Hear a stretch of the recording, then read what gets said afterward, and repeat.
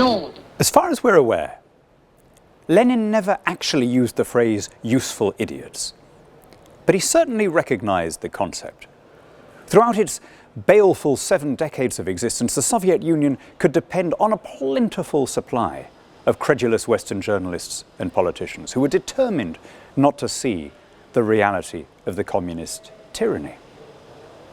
As a rule, useful idiots were not corrupt. They didn't actually need to take Kremlin gold to form the views that they did. Rather, they were motivated by a peculiar blend of coldness, idealism, and narcissism, by a belief that they could see what the common people couldn't, and that this unique insight allowed them to understand the necessity of historical evolution.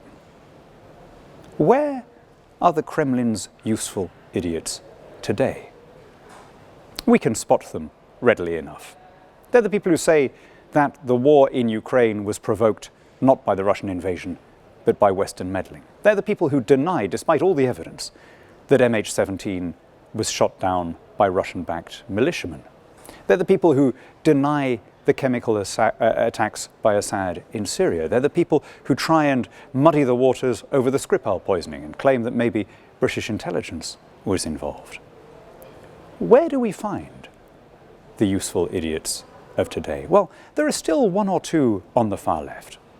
People whose hatred of Western values is so powerful that they're prepared to line up, in effect, if not in intent, with authoritarian, crony capitalist, revanchist powers like Russia because they're on the other side. These are the Tsiprases, the Corbyns, the people whose worldview is defined by anti-Western and anti-colonial values.